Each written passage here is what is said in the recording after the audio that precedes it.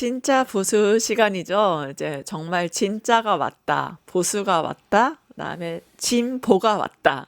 더불어민주당 김상욱 의원님 모셨습니다. 네, 안녕하십니까? 반갑습니다. 네. 항상 이제 의원님 보면은 예. 그 밝은 얼굴 보면 제가 너무 행복한데 아유, 좀 감사합니다. 스튜디오에 있는 저로서는 지금 굉장히 그 가슴이 아픕니다. 왜냐하면 음. 지금 여러분들 보이실지 모르겠는데 김상욱 의원님 이 오른쪽 머리에 지금 상처가 있어서 뭐 오다가 다치신 건가요? 그게 상처 어디 아, 무슨 일로 이렇게 난 건가요? 네.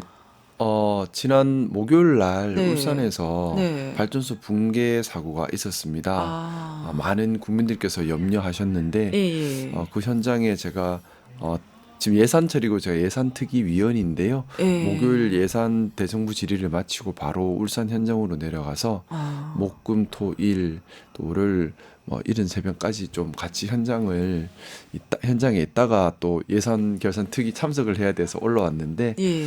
그렇게 한 3, 4일 매몰자 가족들과 함께 하면서 또 현장에 또 작게라도 제가 할 일이 또 가보니까 또 일손이 많이 필요하고 할 일이 많더라고요. 네. 뛰어다니다가 제가 부주의해서 아유, 부주의하다니, 철골에 어머, 좀 세상에. 부딪혀가지고 조금 상처를 입었습니다. 근데 아, 지금 이제 어제 발파 작업이 이루어져서 현재 예. 구조 작업이 진행 중이고 발파 작업 이후에 어제 한 분을 더 구조하고 오늘 아침에 또 한 분을 더 구조했는데 네. 안타깝게도 지금 생존자는 구조하지 못하고 시신을 수습하고 있는 그런 과정이 되고 있는데요. 예.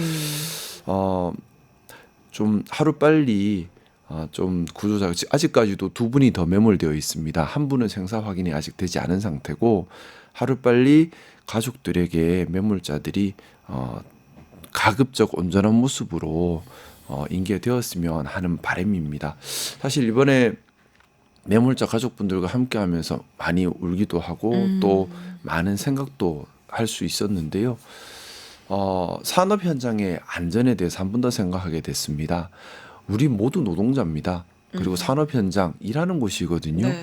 우리의 일상이 있는 곳입니다. 네. 눈 뜨고 가장 먼저 가는 곳이 직장이고요. 예. 직장에서 우리 시간 대부분을 보냅니다.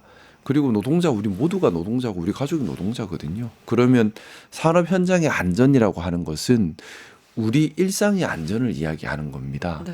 이건 양보할 수 있는 것이 아니에요. 그리고 노력하면 분명히 바뀝니다. 어. 어, 그래서 근데 좀 그 부분은 있어요. 뭐냐 하면 산업 현장이 과거와는 많이 바뀌었습니다.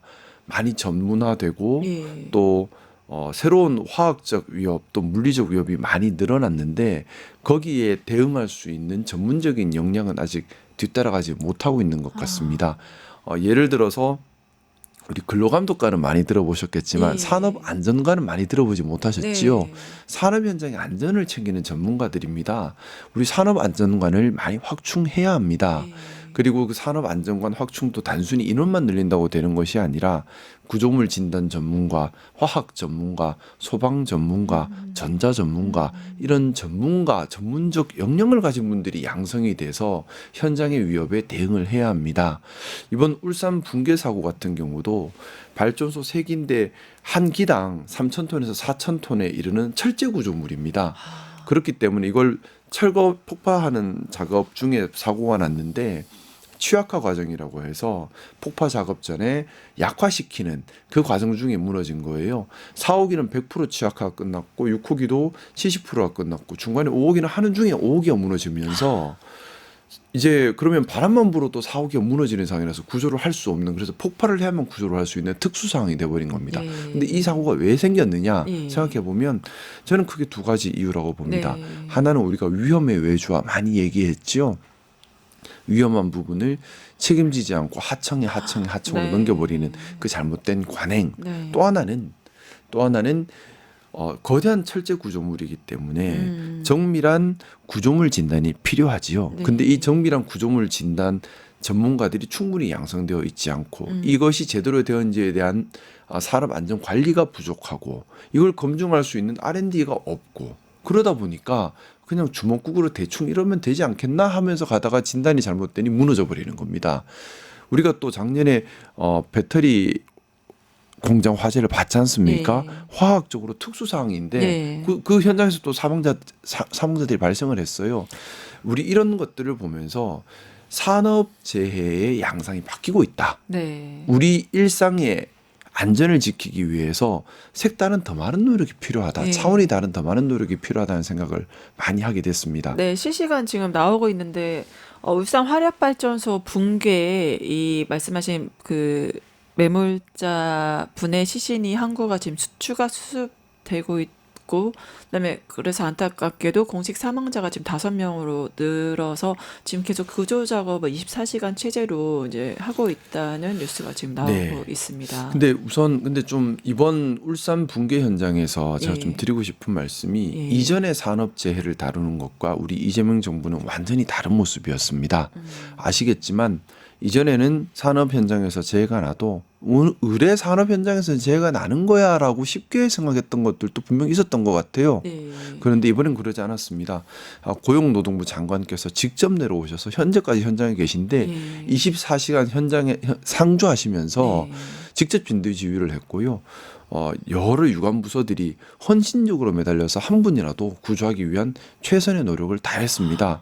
정말 이전과 볼 수 없는 정부의 체계적 노력, 헌신적 노력 또 저는 이제 뭐 제가 직접 구조 작업을 할 수는 없기 때문에 가족들과 함께하면서 가족들의 불편한 점을 챙기고 예. 가족들과 소통하고 또 현장에 나와 있는 자원봉사와 의용소방대 등의 불편한 점을 챙기는 역할들 그런 걸 주로 많이 맡았는데 네. 이런 노력을 하니 매몰자 가족들도 예전 같으면 원망만 하셨을 텐데 네. 그게 아니라 매몰자 가족분들께서 본인들도 많이 힘드심에도 불구하고 이웃 매몰자 가족들을 더 위로해 주시고 또 현장에 있는 소방관들을 격려해 주시고 네. 함께 이 어려움을 극복하려는 모습을 보였습니다. 네. 어제 4호기 6호기 폭발을 했잖아요. 네. 그 정오에 발파를 그렇죠. 했죠. 이 발파를 하기 위해서는 사실 매몰자 가족들의 동의가 없이는 할 수가 없습니다. 근데 생각해 보십시오. 내 가족들의 생사도 알 수 없는 상태에서 잔해물에 묻혀 있는데 가족들께서 발파에 동의하기 쉽지 않습니다. 네. 그런데 가족들께서 발파에 동의해 주셨습니다. 네. 이유는 예. 저는 그렇게 생각합니다. 고용노동부 장관님을 중심으로 한 정부의 헌신적인 구조 노력의 진정성이 전달되었다. 네. 저는 그렇게 생각하고요. 이것이 예전과는 다른 우리 이재명 정부의 산업 현장의 안전을 지키려는 헌신적 노력이라 생각합니다.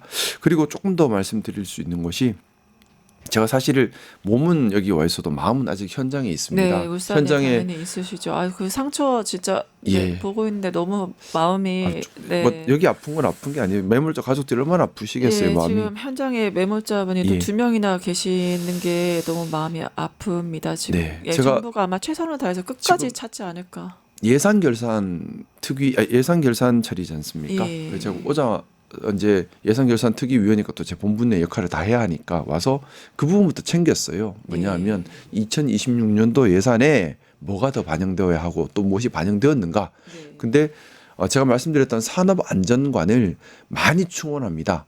그게 예산에 반영이 되어 있고요. 네. 노력을 하고 있습니다. 네. 그래서 산업 현장의 안전을 지키기 위해서 산업안전관 예전보다 30-40% 이상 확대 충원을 하고 있고요. 네. 이건 엄청난 충원이죠. 또 이분들을 계속해서 이 전문 역량을 강화시키기 위한 노력들도 하고 있고 또 안전보건공단의 R&D 예산을 확보하기 위한 노력들도 하고 있습니다. 그래서 우리 국민들의 일상인 산업 현장의 안전을 지키기 위해 많은 노력을 하고 있다는 점 말씀드리고 그리고 이 방송 보고 계신 우리 시청자 여러분들께서도 산업 현장의 안전을 같이 지켜주시고 또 우리 울산 붕괴 현장에서 헌신하고 있는 여러 소방관들과 관계자분들도 매몰자 가족분들을 위해 잠시나마 마음 모아 좀 기도해 주시면 큰 힘이 되지 않겠나 생각합니다. 네, 지금 속보가 떴는데 내란 특검이 황교안 전 이제 법무부 장관 그 권한대행에 대해서 이제 지금 집행을 시작했다는 네, 속보가 떴습니다. 그래서 그건 네네. 실시간 이따 자세히 좀 이야기 알아보도록 하고요. 우선 팩트시트 우리 준비한 것부터 진행할게요. 네. 국민들 정말 많이 기다리셨거든요. 근데 2주째 팩트시트 무소식입니다. 네. 그러면 결국엔 관세 인하도 늦어질 수밖에 없는 건데 이거 어떻게 좀 봐야 될까요? 시간이 걸린다 하더라도 큰 틀의 합의는 있었던 것이고 큰 틀의 합의를 뒤집기에는 트럼프 미국 대통령도 공개적으로 약속을 한 사안입니다. 저도 관심 있게 현재 보고 있는데요. 크게 염려하실 부분은 아닌 것으로 알고 있습니다. 예. 결국 뭐 여러 가지 세부적인 문구 조율이 있는데 특히 핵잠수함 건조와 관련된 이야기들이 많이 오가고 있는 것으로 알고 있습니다. 트럼프 미국 대통령 또 뭐 베센트 미국 장관 이런 분들은 미국에서 우리나라의 핵잠수함을 건조했으면 좋겠다는 취지인데 우리는 우리나라에서 건조하기를 원한다. 그렇죠. 근데 이게 좀 중요한 부분이에요. 뭐냐 하면요. 첫 물꼬입니다.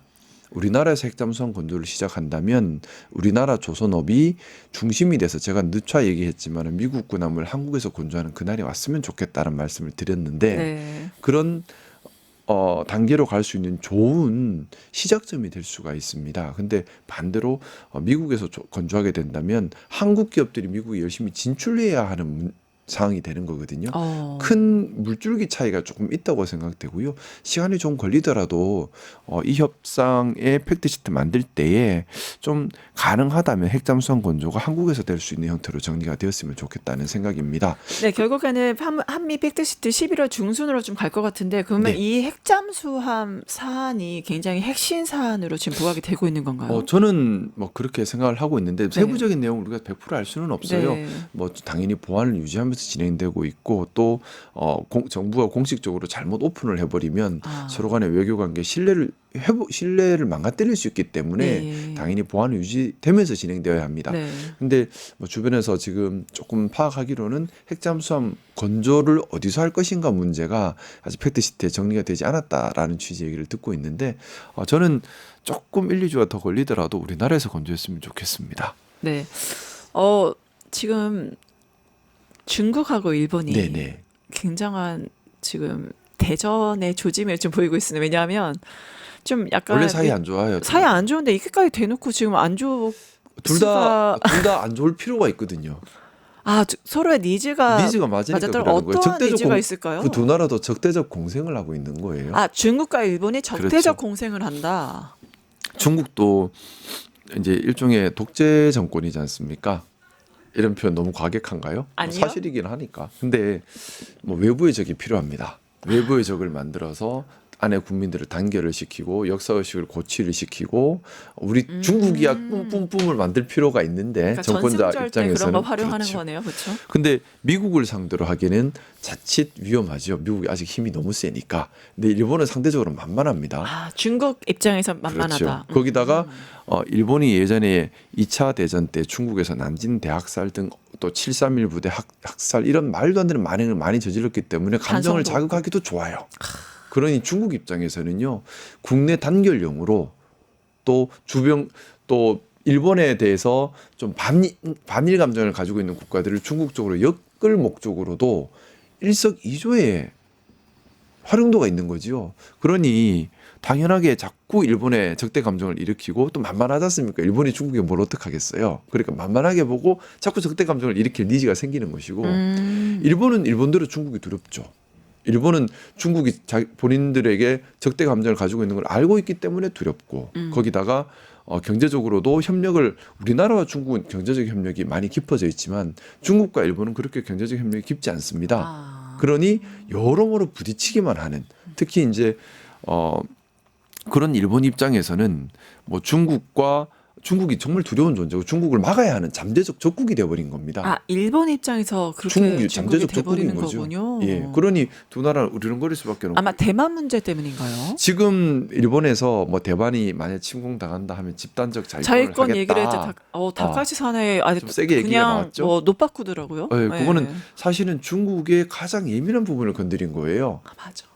중국의 가장 예민한 게 대만 문제고 특히 대만 문제에 같이 들어오겠다 하는 것은 중국 입장에서는 발끈할 수밖에 없는. 근데 이거는 다카이치가 세상에 중국이 다카이치가 타이완 개입을 얘기하니까요. 네.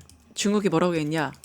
목을 벨 수밖에 없다. 그 정도 나옵니다. 중국은요. 제일 네. 예민한 부분이에요. 그러니까 원래 중국은 안 그래도 일본을 적으로 삼을 니즈가 강한데 그래서 계속해서 그런 국뽕 영화 만들면서 적으로 만들어 왔는데 근데 감히 그러면 일본이 얌전히 있으면 그냥 때리고 그거 봐라 하고 있을 것 같은데 일본이 그게 아니라 중국의 영리를 건드려 버렸습니다. 가장 민감한 영리를요. 그러니까 두 가지 니즈가 이제 분개심과 니즈가 합쳐지는 거죠. 근데 또 만만해 보여요. 그러니까는 막 때리는 겁니다. 참수까지 나오는 건데 다카이치도 마찬가지로 이용하고 있는 겁니다. 다카이치 정권이 기반이 약하죠. 기반이 약하고 지금 그쵸. 일본에서도 극우 세력이 많이 올라오고 있습니다. 그쵸. 참정당이 저번에 중요한 선거를 했기 때문에 자민당의 존재 이유가 오히려 줄어드는 행태. 물론 유신회와 지금 같이 하긴 하지만 참정당의 존재 그렇죠. 때문에 많은 고민이 좀 있을 것 같긴 합니다. 네, 그래서 일본 입장에서는 중국과의 경제 관계 강화보다는 약간 대립구도를 만들면서 오히려. 다카이치의 정치적 기반을 만드는 것이 더 필요하다. 그래서 제가 적대적 공생을 위한 서로 간의 니즈가 맞아서 벌어지는 현상이다라고 말씀드린 그러면 이 겁니다. 중국이 목을 베어 버린다라고 이 참수에 대해서 얘기를 했을 때 일본에 대한 네. 그러니까 이 트럼프의 반응도 좋습니다. 뭐라고 네. 얘기냐 이 참수에 대한 발언에 대해서 뭐 동맹이라고 다 친구냐 이거는 어떻게 해석해야 됩니까? 그건 또 트럼프의 국내 정치 사상 때문이에요. 예. 뭐냐면 트럼프 지금 관세로 동맹국들을 괴롭혔지 않습니까? 곧 대법원 선고가 날 예정인데요. 제가 처음부터 그 이야기를 드렸어요. 네. IEEPA 법에 의하면 법 취지와 법 문항과 모든 걸 봤을 때에 네. 트럼프가 이길 수 없는 법 위반이다. 왜냐하면 긴급 경제 상황도 아니고 또 긴급 경제 상황이라 하더라도 관세라는 수단을 쓸 수 있도록 법에 적시되어 있지도 않다. 그리고 법 취지에도 맞지 않다. 긴급이라는 해석 범주도 들어와 있지 않다. 그래서 100% 패소다라고 말씀드렸는데 예상대로 1심에서 트럼프 패소하고 2심에서 트럼프 패소하고 3심 대법원 가 있는데 대법원에 미국 대법원이 트럼프가 임명한 보수적 대법관들이 많아서 정치적 영향을 받지 않을까 하는 우려가 있었음에도 불구하고 그 보수적 대법관들도 대부분 이거는 아니다. 트럼프가 틀린 것 같다라는 의견이 계속 나오고 있어요. 그러면 곧 3심에서조차 트럼프가 IEEPA 법을 바탕으로 해서 관세를 25%씩 50%씩 매기는 이것이 불법이다라는 판단이 곧 나올 예정이에요. 예정이다. 국내적으로 불안하네요. 그럼 트럼프 입장에서는 명분이 필요하죠. 뭐냐? 그리고 또 이 관세를 다 동맹국한테 때려놨어요. 그렇죠. 그러면 국내적으로 두 가지 명분이 필요합니다. 왜 중국은 안 건드리고 동맹국에게만 관세를 때렸는지에 대한 소명을 해야 되고 그쵸. 두 번째 대법원에서 그렇게 트럼프의 관세 명령이 잘못됐어. 그러니 그동안 25%씩 관세 때렸던 거 다 환급해줘가 돼버리면 트럼프 입장에서는 야 대법원 그러면 안 돼. 그리고 야 그러면 다른 걸라도 할게. 슈퍼 뭐 몇 조 231조 뭐 이런 거 다 갖고 와야 되잖아요. 그런 거 갖고 오려면 또 명분이 필요하잖아요. 네. 그러니까 트럼프는 지금 중국을 신경 쓸 여유가 없는 거예요. 네. 뭐냐면 관세 문제를 해결을 해야 되는데 집중이 돼 있는 겁니다. 그 관세 문제 해결이 대법원에서 본인이 승소하면 자연스럽겠지만 패소한다면 동맹국에만 관세를 뿌린 여기에 대한 소명을 해야 되고 네. 또 이 IEPA 법이 아닌 다른 법으로라도 관세를 때릴 새롭게 관세를 부과할 수 있는 근거를 찾고 거기에 대한 정당성을 또 소명을 해야 돼요. 그러다 보니까 중국, 일본 싸우는 거는 모르겠고 야 동맹이라 하더라도 야 너희 동맹이 우리 미국에게 더 경제적으로는 수탈을 냈어. 중국 얘기 꺼내지 마. 너희가 관세를 내. 라는 얘기를 하려고 자기 정치에 몰입해 있는 거예요. 그래서 제가 볼 때는 중국도 일본도 미국도 다 자기 정치하고 있어요. 네, 국제 정치는 여기까지 보고 국내 그 네네. 속보가 떴기 때문에 속보 얘기를 안 하시고 다시 한번 갈 텐데 네네. 내란 특검이요 황교안 전 국무총리에 대한 그러니까 뭐 대통령 권한대행이기도 하죠 체포 영장을 집행했다고 합니다. 네. 이거 저희가 어떻게 봐야 됩니까? 내란 선동 혐의 때문에 결국에는 체포 영장이 집행되었는데 우리 네. 기억나지요? 그때 예전에 어땠습니까? 황 전 총리가 좀 부정선거론 퍼뜨리고 부정선거론에 제일 앞에 있었죠. 그렇죠. 그리고 부정선거 때문에 쿠데타 내란이 이거는 불가피하다는 취지로 내란을 많이 선동을 했었어요. 네, 맞아요. 그거 되게 위험한 행위입니다. 맞아요. 그러니까 언론의 자유가 보장된다고 해서 아무 말이나 해도 되는 것이 아니에요. 내란해도 된다라고 선동하는 건 우리 법에 나와 있는 분명한 중대한 불법 행위이고 그때 당시 내란 선동에 가장 앞장섰던 사람이죠. 그러니까 당연히 지금 법의 철퇴를 맞는 겁니다. 왜냐하면 형사상 불법 행위를 했기 때문입니다. 네, 결국엔 특검에서는 강제 수사에 대한 불응을 고려한 조치다라고 지금 얘기를 하고 있긴 하네요. 그래서 네네. 이 체포영장 집행에 대해서 나중에 네. 진행 사항도 좀 더 지켜봐야 되겠습니다. 네. 정치권 소식 보도록 하겠습니다. 네. 검찰의 대장동 사건 항소폭이 법사위로 옮겨붙었습니다. 관련 네. 영상 보시죠. 정치적인 외압이 가해진 것이다. 그 윗선이 법무부 장관 그리고 또 대통령이다. 이런 의혹도 제기가 되고 있습니다. 왜 항소를 포기합니까? 이것은 바로 이재명 대통령 수뇌부 거기에 대한 면죄부를 주는 것이고 7,800억 국민들의 돌아올 이익을 범죄자들에게 주는 이거는 폭거 아닙니까? 윤석열 구속 취소되었을 때 즉시 항고 포기한 검찰총장에게 아무 말도 못했던 그 검사들 뭡니까 지금? 비겁한 정진우 서울중앙지검장 자기가 할 수 있었는데 안 하고 합의하고 나서는 이제 발을 뺍니다. 네, 결국에는 대장동 항소 포기에 대해 긴급 혈안 질의가 지금 진행되고 있고 정성호 네네. 법무부 장관이 소환됐습니다. 그 이유는 네. 바로 윗선의 외압 때문에 이게 이루어진 게 아니냐 이런 의혹을 국민의힘이 제기하고 윗선의 있어요. 외압이 드러난 것이 있나요? 그러니까요. 드러난 것이 있나요? 장관님 말씀하신 것은 신중하게 봐라 정도였고 뭐 차관이 선택지를 줬는데 사실상 뭐다 이런 말은 있는데 아직 입증은 안 된 얘기 같고 그렇죠. 그리고 그렇게 뭐 정말 그랬으면은 그런 결정을 하기 전에 먼저 공개적으로 얘기했어야 되는 부분이 아닌가라는 생각이 들고 우선은 제가 원칙에 대한 얘기를 한번 더 해보고 싶습니다. 네, 중요하죠. 자, 국가가 국민을 위해 있습니까? 국민이 국가를 위해 있습니까? 국민이 국가 위에 있는 게 아니. 민주공화국? 그러니까 국가를 위해 국민이 존재하는 게 아니잖아요. 네, 그렇죠. 국민을 위해 국가가 존재하잖아요. 네. 그러면 국민이 불법행위 피해를 당했을 때 국가가 보호해 주는 게 국가의 역할이고 네, 국가가 국민에게 함부로 불법행위를 해서는 안 되겠죠. 네, 근데 제가 지난주 목요일 날 대정부 질의할 때 법무부 쪽에 질의를 했던 내용인데요. 2026년 올해 국가가 국민에게 불법행위를 해서 배상하는 배상금이 국가 배상금이 얼마인 줄 아십니까? 모릅니다. 3,800억을 배상해야 합니다. 3,800억을 배상해야 된다고요. 국가가 국민에게 불법 행위를 했기 때문에 배상해야 할 2026년도 예산이 3,800억 원 상당입니다. 자, 이거 부끄러운 거거든요. 그렇죠. 그중에 또 상당 부분은 어떤 부분이냐 하면요. 검찰이 기소권을 남용해서 죄 없는 사람을 끝까지 끌고 괴롭혔기 때문에 나중에 무죄 받았을 때 지급하는 형사배상금입니다.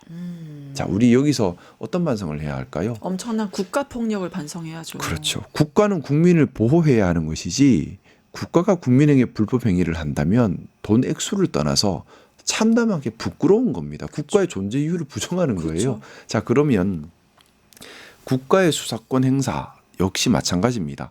국민을 불법 행위로부터 보호하는 데 집중해야 하는 것이지 자칫 국가가 국민에게 불법 행위를 하는 지경에 가서는 안 되는 것이고 그렇기 때문에 함부로 항소 상고가 남용되어서는 안 되는 겁니다. 그게 남용되었기 때문에 3,800억을 배상하는 지경에까지 이르렀던 것이고 대통령께서도 국가가 너무 잔인하게 국민들을 괴롭힌다는 말씀을 하셨던 겁니다.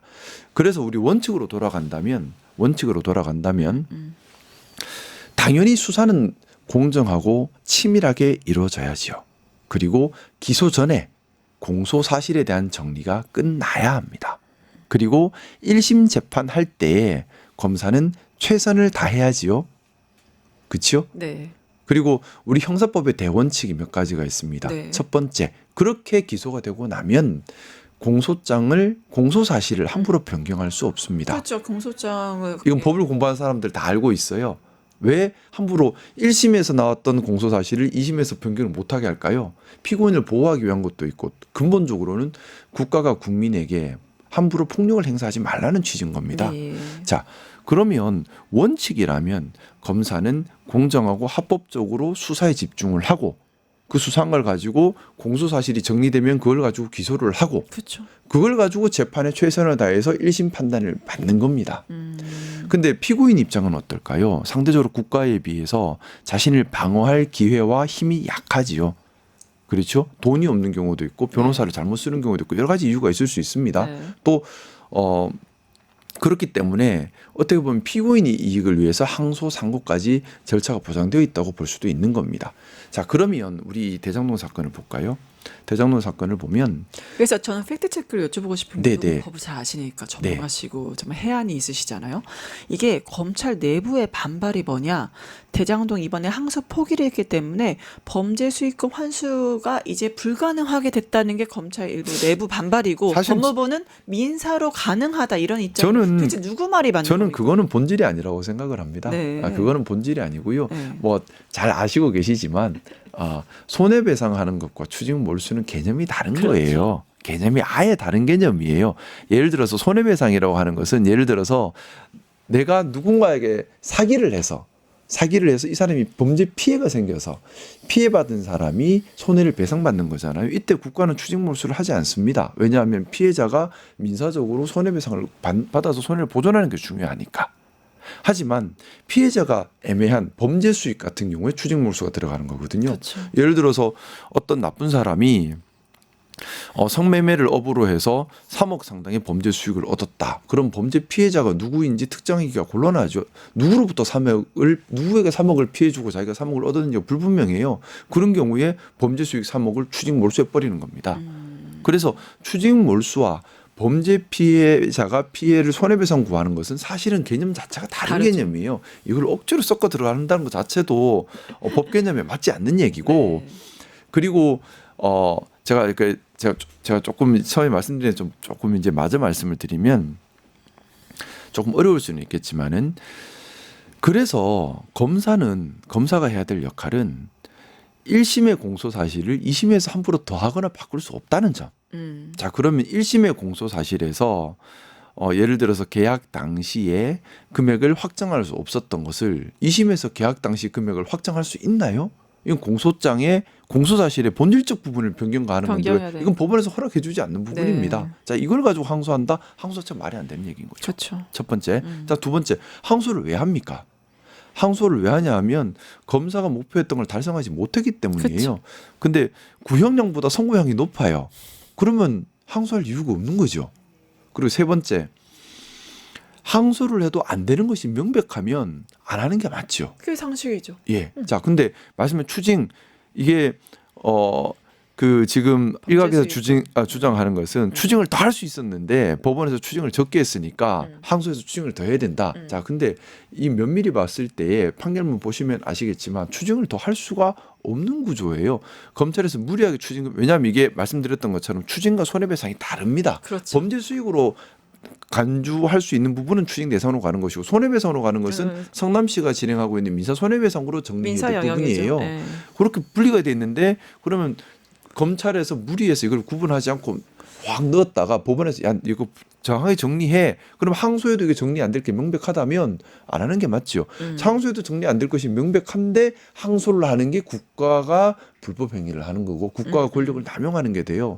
우리가 지금 국가 권력을 함부로 남용하지 말자. 국가가 국민에게 불법 행위를 해서는 안 된다. 국가 권력이 잔인해서는 안 된다. 이게 계속해서 하고 있지 않습니까? 네, 네. 자, 그러면 정리해 보면 항소심에서 공소 사실을 바꿀 수 있는 것도 아니야. 또 구형량보다 선고형은 더 나왔어. 자, 그러면 또 1심에서 판단받은 것에 법원의 판단이 하자가 있다, 오류가 있다는 것이 명백한 것도 아니에요. 그러면 항소를 할 필요가 있나요? 원칙상으로 보면 없죠. 근데도 불구하고 항소를 한다는 것은 원칙을 벗어나서 정치적 고려를 해서 책임지기 싫어서 항소하는 거잖아요. 그러면 그 항소가 잘못된 건가요? 잘된 건가요? 잘못된 거죠. 네. 그래서 저는 추정컨대 정성호 장관님께서는 그런 원칙을 얘기하신 게 아닐까. 그래서 신중하게 해라라고 네, 얘기하지 않았을까라는 생각이고 정치적 고려를 하지 말고 원칙에 따라 판단하라는 취지로 신중하게 하라라고 하셨지 않았을까라는 생각입니다. 그러면 이게 왜 이렇게 시끄러워야 하는 거죠? 그러니까 장동혁 대표가 이게 정성호 게이트라고 하면서 막 몰고 가고 있거든요. 우선 국민의힘 대검의 항의 방문까지 했는데 관련 영상 잠시 보실게요. 어딜 도망간 거야 어디? 도만석 도망갔습니까? 도망서 나와라! 항소 포기하고 어디 숨은 거야? 검사라는 호칭도 아깝습니다. 권력의 발언 앞에 자기 스스로 벌렁 드러누워 버렸습니다. 이번 사건은 노만석의 난 그리고 그 노만석의 난을 함께 만들어낸 정성호 게이트입니다. 법무부 장관 반드시 책임져야 합니다. 그 송원석이 법무부 찾아서 이거는 뭐 대장동 친구 깐부 담벼락 네. 얘기하면서 정성호 네. 사퇴해라 또 얘기하고 또 국민의힘 또 무리하게 나갑니다.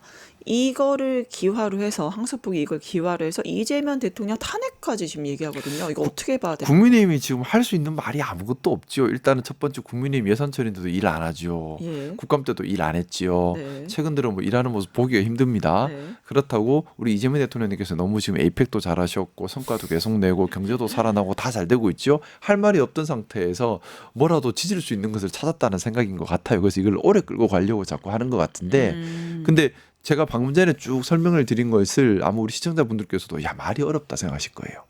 이게 그러니까 무엇이 원칙이고 무엇이 옳은지에 대해서 이해하려면 사실은 법률 전문가가 아니면 상당히 좀 혼란스러운 부분이 있어요.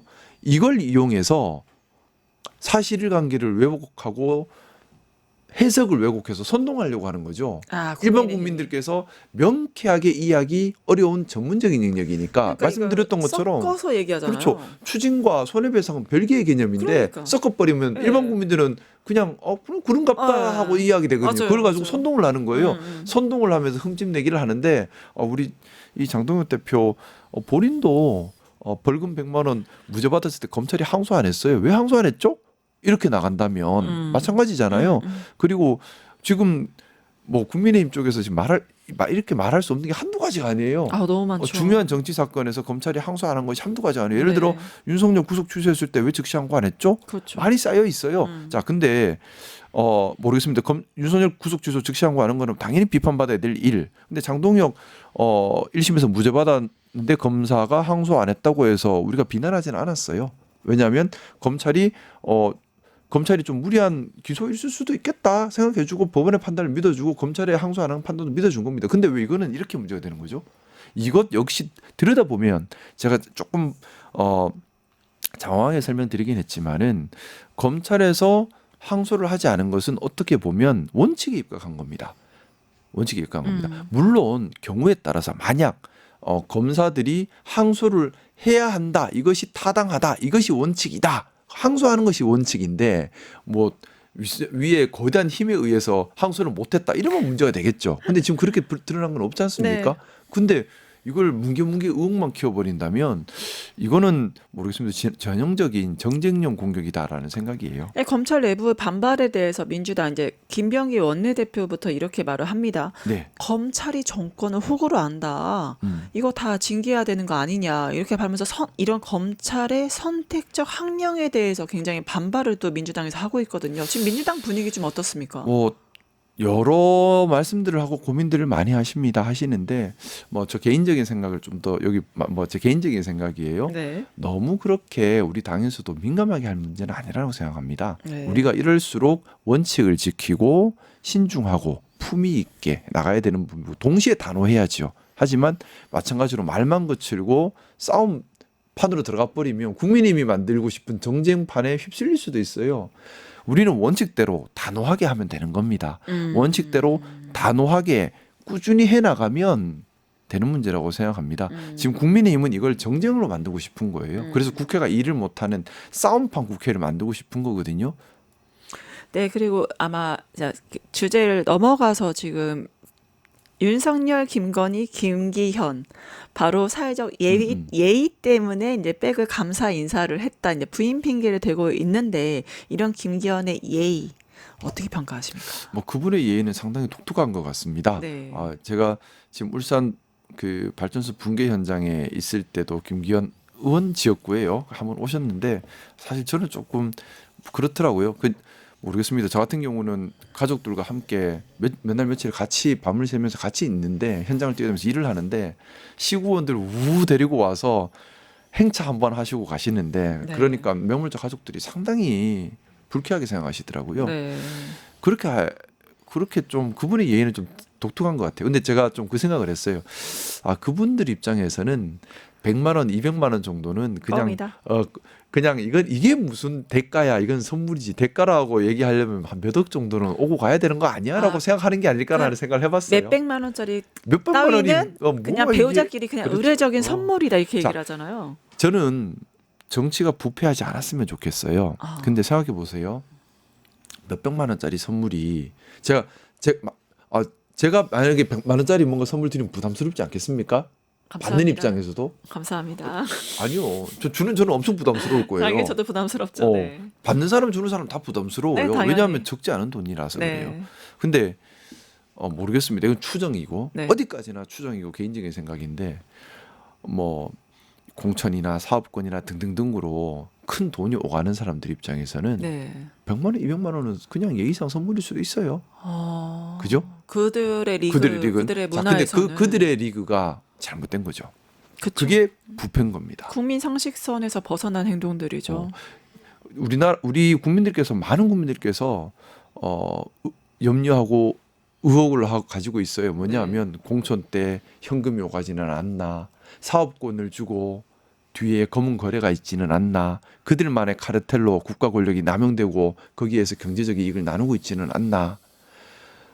저는 정치가 절대 그렇게 되어서는 안 된다 생각이고. 그러니까 국민의힘 특성인지 좀 여쭤보고 싶은데 배우자끼리 그냥 의례적인 선물이었다 이렇게 김기현이 말했는데 이게 국민의힘 자체 문화가 네. 원래 저는 이게 이 말 자체가 사실 변명이 아니라 좀 자백이라고 생각을 했던 게 국민의힘 자체가 의례적으로 명품을 좀 갖다 바쳐야 되는 정당, 의례적으로 권력에 빌붙어야 되는 정당 그런 원래 관행적인 특성, 이게 종특이 좀 있는 건가요? 종특이라 할 수까지는 뭐 그거는 좀 뭐 넘치는 얘기일 것이고 네. 이당 저당 할 것 없이요. 부패한 정치인은 정치를 해서는 안 되는 겁니다. 네. 그리고 이 청렴에 대해서만큼은 100만 원은 선물일 수 있다. 그리고 100만 원은 넘던데요. 이상한 2, 300 하는 것 같던데. 자, 이걸 그냥 의례적인 선물이다라고 생각할 수 있는 사람 자격이 없다고 저는 생각해요. 조공 정치 아닌가요? 그리고 그걸 선물로 생각할 정도면 대가라고 이해하려면 도대체 어느 정도 규모가 돼야 되는 거죠? 우리는 대가라고 문제라고 보는 거지 않습니까? 네, 우리는 그게 보죠. 근데 이분은 이 정도는 선물이지. 대가라고 하려면 이 정도는 선물이지란 말이 나오려면 대가라고 하려면 얼마 정도는 돼야지란 말이 숨어 있는 거예요. 그렇죠. 그럼 대가라고 하려면 얼마 정도 그게 우리가 받아들일 수 있는 얘기입니까? 저는 그래서 부도덕함을 보여주는 하나의 징표 같은 말이다. 그런 생각을 좀 했습니다. 네, 결국에는 국민이 권력을 준 거는 예의가 아니라 의무라는 사안에서 결국엔 김기현 사회적 예의적 네. 차원이 아니라 사법적 책임을 물어야 되는. 사회적 예의는요. 안주가 안 받는 겁니다. 네, 그게 사회적 예의죠. 네, 그걸 몇백만 원짜리 선물 주는 게 어떻게 사회적 예의입니까? 네. 뭐 보수는 부패로 망하고 진보는 분열로 망한다는 이야기가 있는데 그게 들여맞는 사례가 아닌가 싶기는 합니다. 저는 뭐 계속해서 드리는 말씀이지만요. 지금의 국민의힘은 보수당이다라는 이름을 붙일 수 없다고 생각합니다. 그렇죠. 보수라는 이름도 사실 아깝죠. 보수라는 이름을 붙이려면 원칙을 중요하게 생각할 수 있어야 하고요. 또 우리 사회가 합의한 공통가치 수호의 모범이 되어야 하는 겁니다. 그런데 우리 사회가 합의한 공통가치를 파괴하려고 하고 원칙에서 벗어나고 청렴함, 공정함에서 가치를 찾지 못한다면 그건 그렇죠. 보수가 아니에요. 네, 그거는 보수를 가장한 부패 세력 또는 보수를 가장한 극우 세력의 모습에 불과하다고 생각합니다. 한 사회에서 보수라고 하는 것은 그 사회의 공통가치를 지키는 거예요. 그럼 당연한 얘기겠지만은 한 사회 구성원의 절대 다수가 보수일 수밖에 없습니다. 절대 다수에게 명목상 호소하기 위해서 우리가 보수 지형이야라고 얘기를 하고 있는데 네. 정확하게 봐야 됩니다. 보수인지 아닌지는 실체로 봐야 되는 거예요. 원칙을 잘 지키고 있느냐, 우리 사회의 품격과 품위 또 공통 합의 가치를 지키고 있느냐. 그런 면에서 우리 사회의 보수 기능은 저는 민주당이 하고 있다는 생각입니다. 네, 진정한 이제 보수까지 통합하는 민주당 앞으로 행보를 기대하고 이제 보수를 가장한 극우 보수 세력은 우리가 좀 더 견제를 해야겠습니다. 지금까지 진짜 보수 더불어민주당 김상우 의원님과 함께했습니다. 감사합니다. 감사합니다. 유튜브 구독하고 실시간 채팅과 댓글을 남기시면 매일매일 7,000 TTCO를 드립니다. 참여 방법은 통통물 어플을 다운로드하고 회원가입과 로그인을 해주세요. 마이페이지에서 나의 회원 고유 번호를 복사해주세요. 유튜브 구독 후 실시간 채팅이나 댓글창에 고유 번호를 한 번만 입력하면 준비 끝! 지금 유튜브 채팅과 댓글 쓰기 참여하고 실천 TTCO 받아가세요.